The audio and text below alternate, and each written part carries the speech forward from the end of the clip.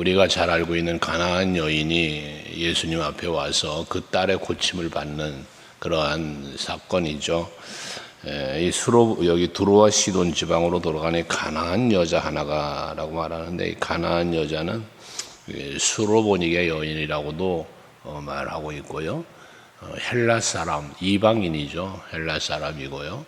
그리스, 오늘날로 말하는 그리스 사람으로 보면 될 것입니다. 근데 그가 와서 예수 앞에 와서 주 다윗의 자손이여 나를 불쌍히 여기소서라고 예수님께 간청을 하죠. 여기서 주 다윗의 자손이여라고 여인이 말하면 예수님이 메시아이심에 대한 고백이잖아요. 다윗의 자손이라는 고백은. 근데 이는 누구라 그랬어요? 이방 여인이에요. 근데 이방 여인이 예수님을 메시아로 고백을 하고 있다는 것은 이 이방 여인이지만 메시아에 대한 소식을 듣고 메시아에 대하여 알고 있는 그런 여인이었다는 것이죠. 그래서 그 예수께 나와서 나를 불쌍히 여기소서라고 간구하면서 딸의 흉악한 귀신에 들렸다라고 말합니다. 귀신에 붙잡혀 있는 딸을 예수께 와서 고쳐달라고 하는 것은 예수는 귀신을 다스리고 귀신을 쫓아낼 수 있는 분으로 믿었다는 거잖아요. 근데 바로 이 여인이 이렇게 예수를 알 수 있었다는 것은 무엇일까? 바로 두 가지 견해를 가질 수 있는데, 하나는 소문을 들었다라고 말할 수 있겠고, 아니면 이방 여인이지만 일찍이 메시아에 대한 예언, 선지자들의 예언에 대한 또한 이야기를 들은 바가 있을 것이다. 두 가지 견해를 말할 수 있는데, 어찌 됐든 이는 예수에 대한 이야기, 메시아에 대한 이야기를 들었고 믿었다는 거죠. 그래서 예수를 찾아왔다는 것이거든요. 그러나 유대인들은 어땠습니까? 바리새인들은 어땠습니까? 예수님을 보고도 가르침을 받고도 하시는 일을 보고도 믿지를 않았잖아요. 그러나 이 이방 여인은 예수에 대한 소식을 듣고 말을 듣고 하시는 일에 대한 소문을 듣고 믿었다는 거예요. 믿고 예수를 찾아왔다는 겁니다. 그리고 자기의 소원을 아뢰고 있다는 것이죠.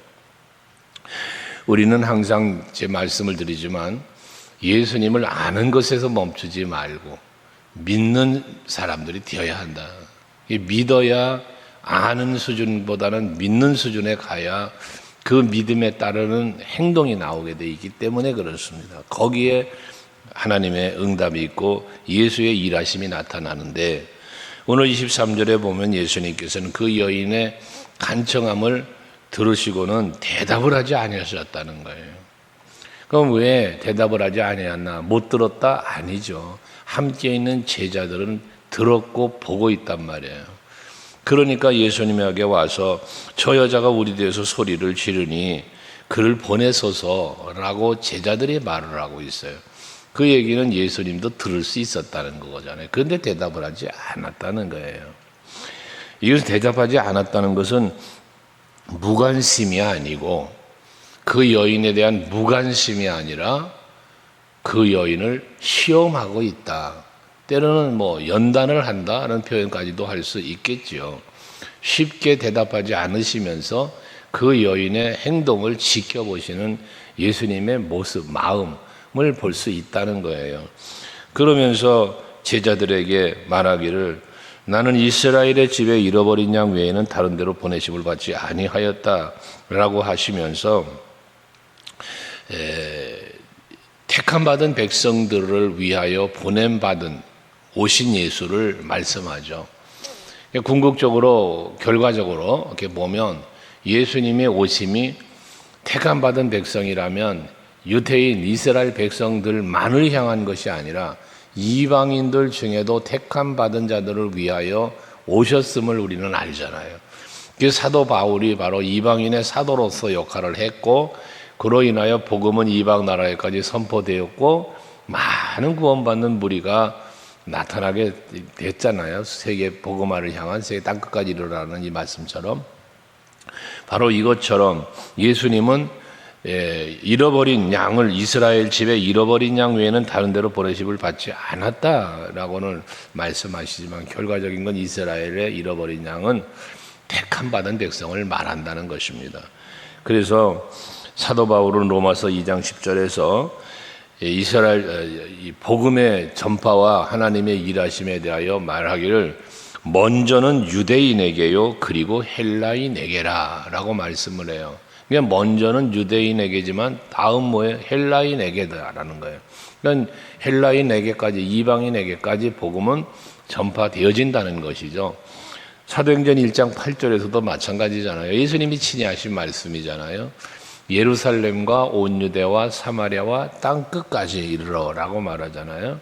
그러니까 복음은 땅 끝까지 이르르게 돼 있다는 것이죠. 그렇다면 예수님이 오신 목적도 땅 끝까지 택함 받은 백성들을 구원하시기 위하여 오셨지만 그 순서가 유대인에게 먼저였다는 말씀이죠. 그래서 뒤에 이제 26절에 그 말씀도 하시는 건데 뭐 그렇게 예수님께서 말씀하시는데 여자가 왔어요. 예수 앞에 가까이 와서 거기 보면 25절에 예수께 절하며 이르되 라고 말합니다.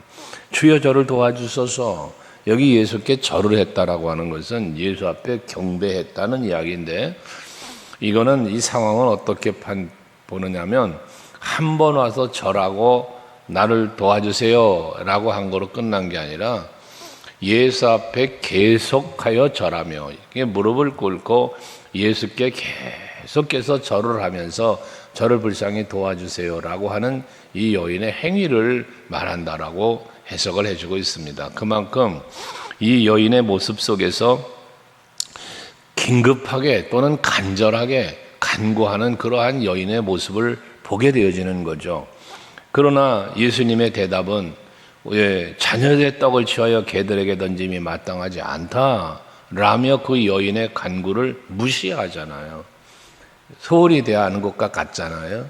앞에서도 말한 것처럼 이제 이렇게 간절하게 겸손하게 예수를 찾는 믿음으로 찾는 여인의 모습을 보면서도 예수께서는 자녀들의 떡을 취하여 개들에게 던짐이 마땅하지 않다라며 이 여인에게 개 취급을 하는 이방인 취급이죠. 이방인이 맞으니까 근데 그 비유를 개의 비유를 했다는 거죠. 이것은 예수께서 그 여인을 무시하거나 개 취급을 한다기보다 우선순위에 대한 말씀을 예수님은 하시는 거예요. 내가 먼저 긍휼을 베풀고 내가 먼저 은혜를 베풀 대상은 자녀들이라는 것이거든요. 이게 유대인이에요. 이스라엘 백성이거든요. 이게 먼저라는 거예요. 먼저 우선순위. 그러니까 걔들에게 먼저 주는 것이 맞지 않다. 먼저 내 택한 자들에게 내 자녀들에게 주는 것이 옳다라는 말씀을 한 것이란 거죠. 하지만 여인은 거기에 대답이 유명한 여인의 대답이잖아요. 우리가 늘 묵상하는 핵심적인 내용이죠. 주여 옳소이다마는 거잖아요. 주님의 말씀이 옳다는 거죠. 맞죠. 떡을 가지고 자녀들에게 주는 게 먼저지. 밥상 옆에 와서 있는 그 개들에게 이 떡을 던져주는 게 옳지 않잖아요. 그거 옳다는 거예요. 주님의 말씀이. 그런데 그 다음 말이죠. 주님 하시는 말씀이 옳은데 개들도 제 주인의 상에서 떨어지는 부스러기를 먹습니다. 상에서 떨어지는 부스러기는 뭐냐면 당시에 이 팔레스타인 유대인의 식사 습성은 떡을 갖다 놓으면 그 빵 쪼가리를 떼서 이 부스러기로 손을 씻었다고 그래요. 그 빵 쪼가리 한 쪼가리를 떼서. 그러면 이 손을 씻느라고 떨어지는 부스러기들이 있을 것 아니에요. 그걸 이야기한다라고 늘 말을 합니다. 그러니까 이 여인은 그 주인이 손을 닦아서 그러고 떨어지는 그 부스러기라도 먹는다는 그 이야기를 했다는 거죠. 근데 얼마나 이 여인이 갈망하고 있으며 또한 예수님의 그 긍휼과 예수님의 그 사랑의 어떤 예수님의 능력 이러한 부분들을 그렇게 간절하게 여인은 겸손하게 이게 중요한 거잖아요. 여인의 모습 겸손, 믿음 그리고 포기하지 않는 간절함 이것이 간구하는 여인의 모습이었다는 거거든요. 이게 우리가 가져야 할 자세예요. 이게 하나님 앞에 우리가 예배하고 기도할 때에 이 여인처럼 첫째는 믿음이, 두 번째는 간절함이, 그리고 겸손함이 있어야 된다는 거죠. 거기에 하나님의 은혜가 임하게 된단 말이거든요. 그 여인의 이러한 모습을 예수께서는 보시고 28절에 보면 여자여 내 믿음이 크도다 내 소원대로 되리라 라고 말씀을 하시는 거죠. 이게 뭐예요? 여인아 여자여 네 믿음이 크도다. 백부장의 믿음은 이스라엘 중에서 내가 이만한 믿음을 보지 못했다라고 말씀하셨는데 여기 네 믿음이 여자보고 크다라고 말씀을 하잖아요. 이게 뭡니까? 예수님이 이 여인의 이러한 모습, 그의 믿음, 그의 겸손함, 그의 간절함, 이러한 모습을 보며 예수님이 감동을 받으신 거예요. 그 여자여 네 믿음이 크도다라고 말씀을 하고 있다는 것이거든요. 제가 여러분에게 그런 말씀을 간혹 드리죠. 여러분의 믿음이, 여러분의 기도가 하늘 보좌를 움직일 수 있는 그런 기도가 돼야 한다. 그 얘기 뭐냐면 보좌에 계신 여호와, 보좌에 계신 예수께서 여러분의 기도를 들으시면서 여러분들의 믿음의 행위를 보시면서 감동받으시는, 그래서 스데반 집사님이 돌에 맞아 죽는 그 순간에 예수께서 보좌 우편에 서 계시다는 그러한 말씀이 사도행전에 보면 있잖아요. 스데반 집사님이 하늘을 우러러보니 하늘문이 열리고 보좌 우편에 서서 계신 예수를 바라보았다는 거예요. 그런 것처럼 여러분들의 간절한 간구함의 기도, 믿음의 기도, 그 간절함의 기도를 하나님께서 들으시고 가만히 계실 수 없어서 벌떡 일어서서 여러분들에게 은혜 베푸시고 응답하시는 이와 같은 은혜가 여러분에게 있기를 원합니다. 그래서 여러분 여기 보면 여자여 라고 말하는데 여러분의 이름을 부르며 내 믿음이 크도다 내 소원대로 되리라. 이 얼마나 기가 막힌 응답의 역사입니까? 그렇게 말씀을 하시니 대답도 하지 않으시다가 개 취급을 하시더니 이제는 바뀌어서 내 소원대로 된다고 축복을 하시는 거잖아요. 믿음에 대한 보상이죠. 믿음에 대한 보상. 그 간절함에 대한 보상을 하시는 거예요, 예수께서. 그랬더니 28절 마지막에 그때로부터 그의 딸이 나으니라 했습니다. 그때로부터 백부장이 소원을 할 때는 그시로라는 표현을 했어요. 그시로 그 하인이 나았더라. 이 그시로 여기 말한 그때로부터가 무엇입니까? 예수님께 그 믿음이 인정받는 때로부터, 예수님의 마음을 감동시킨 때로부터죠. 그러니까 여러분들 이 새벽이 주님에게 믿음이 보여지는 시간이 되어야 하고 주님의 마음을 감동시키는 이 새벽이 되기를 원하는 거예요. 그러면 오늘 이 아침 이 시간으로부터 이때로부터 여러분들에게는 응답의 역사가 일어나게 된단 말이에요. 그 딸이 나았다는 거예요. 고침받았다는 거예요. 병이 그 병이 무엇이었던지 간에 병이 중하냐 중하지 않느냐가 중요한 게 아니라 그 믿음이 크냐 적으냐가 더 중요했다는 이야기 아니겠습니까? 태어나면서부터 소경된 자도 38년 동안이나 병자 되었던 베데스다 연못가의 환자도 12해 동안 혈루증을 앓는 여인도 모두 다 예수님 앞에 나와 믿음으로 설 때에 다 나음을 받는 거예요. 그러니까 여러분들의 믿음이 주님 앞에 보여지도록 기도도 믿음으로, 여러분의 말도 믿음으로, 여러분들의 모든 삶의 행위도 믿음으로 하나님 앞에 보여드리는 삶을 살 수 있기를 바랍니다.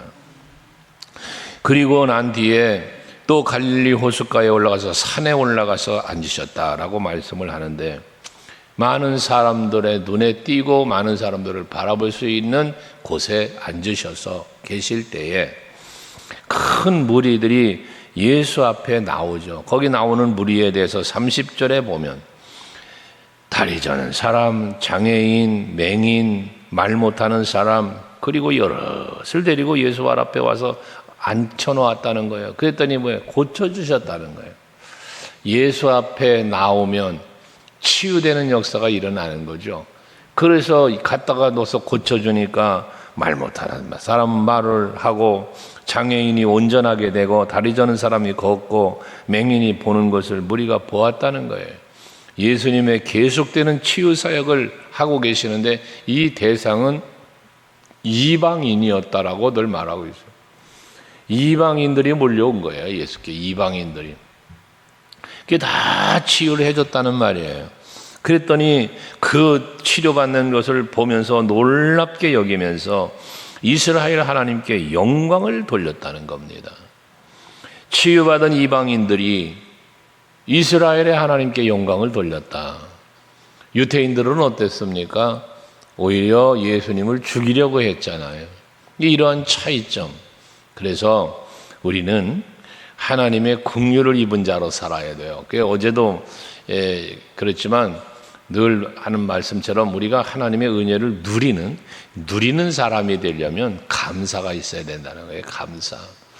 내가 받은 은혜에 대한 감사하는 마음이 내 안에 있어야 거기서 하나님께 영광이 나오고, 우리 하나님께 영광 돌림에 대해서 어제 말씀 나눴잖아요. 그게 이루어지지 않으면 하나님께 영광 돌리는 내가 되기 위해서는 내 자신이 내 안에 감사의 마음이 없이는 이 영광을 돌리는 삶을 살질 못하는 거예요. 그러니까 이방인들은 지금 앞에서 예수님 말씀한 것처럼 자녀들의 떡을 취하여 개들에게 던짐이 마땅하지 않다 나는 것처럼, 그런데도 불구하고 이방인들이 몰려왔더니 다 고쳐주셨어요. 그러니 얼마나 감사하겠어요. 그러니까 하나님께 영광을 돌렸다는 거거든요. 여러분들이 오늘도 하루를 사시면서 하나님께 영광을 돌릴 수 있기를 바라는데, 영광을 돌릴 수 있으려면 내가 받은 은혜를 은혜로 알 때, 그래서 그 은혜에 감사하는 마음이 있을 때 영광 돌리는 삶이 이루어지니, 하나님께로부터 내가 받는 은혜를 이 아침도 기도 중에 한번 돌아보고 그 은혜에 대한 감사와 감격함이 여러분에게 있기를 바랍니다. 그러시면서 32절 이하에 오병이어의 기적처럼 또 하나의 기적을 이루시죠. 여기는 떡 5개와 생선 2마리를 가지고 4,000명을 먹인 사건을 또다시 기록하고 계시는데, 여기도 마찬가지 32절에 보면 내가 무리를 불쌍히 여기노라 라고 말하면서 긍휼히 여기시는 그 긍휼한 마음을 또 말씀하고 있죠. 우리는 하나님의 긍휼을 구해야 된다 그랬잖아요. 하나님이 나를 긍휼히 여겨주시면 그 긍휼히 여겨주심으로 인하여 내게 임하는 사랑이 있으니까요. 그 긍휼히 여기실 때 그 능력이 또한 내게 임하기도 하니까요. 그러면서 그 뒤에 뭐라고 하면 그들이 나와 함께 있은지 이미 사흘임에 먹을 것이 없도다 그래요. 이 하나님의 예수님의 긍휼과 자비하심이 예수와 함께하는 자들에게 임했다는 사실을 말하고 있는 거죠. 우리가 예수와 동행하는 삶, 늘 예수와 함께하는 삶을 살아갈 때에 내 삶의 현장에 복된 일이 하나님의 긍휼의 은총이 임하게 된다는 사실을 말하는 거예요. 내가 주를 바라보고 내가 주를 의지하고 주를 찾고 주와 함께할 때, 그래서 임마누엘의 신앙을 늘 우리가 가져야 된다는 말씀을 드리는데, 그때 거기에 그 자리에 하나님의 은혜가 임한단 말이에요. 그러니까 이 새벽에도 여러분들이 내 몸이 성전에 나와 있는 것처럼 여러분들의 영이 하나님과 교통함이 이루어지는 시간이 돼야 된다는 거예요. 기도를 하실 때에 내가 하나님 앞에서 예수의 이름으로 성령의 감동으로 이런 영적인 교통함을 이루는 기도가 되고, 여러분들이 찬송이 되고 말씀도 하나님의 말씀으로 받을 때, 이때 하나님의 그 긍휼과 은혜가 임한다는 말씀이죠. 그러면서 저들에게 이 먹을 것을 주어 또 놀라운 이 역사를 이루시잖아요. 지금 저들은 배가 고파요. 그 배고픈 자들에게 먹을 것을 준다는, 필요한 것을 채워주시는 은혜잖아요. 그래서 이른 비와 늦은 비를 적당한 때에, 그냥 비가 필요할 때 이른 비가 필요할 땐 이른 비를, 늦은 비가 필요할 땐 늦은 비를 채우시는 하나님의 은혜를 말하는 거잖아요. 시편 1편 3절에 보면 저는 시냇가에 심은 나무가 철을 따라 과실을 맺고 그 잎사귀가 마르지 않음과 같으니라고 말하잖아요. 때를 따라 돕는 은혜를 말하는 거예요. 끝없는 하나님의 사랑을 말씀하는 거거든요. 그와 같은 하나님의 은혜가 오늘도 여러분들에게 힘해서 여러분에게 무엇이 필요하든 하나님의 긍휼과 자비가, 하나님의 능력의 손길과 역사함이 여러분들을 살아가는 삶의 현장에서 그 긍휼과 능력이 나타나서 여러분의 모든 필요를 채우시고 도우시는 은혜가 있기를 주의 이름으로 축복합니다. 기도하겠습니다.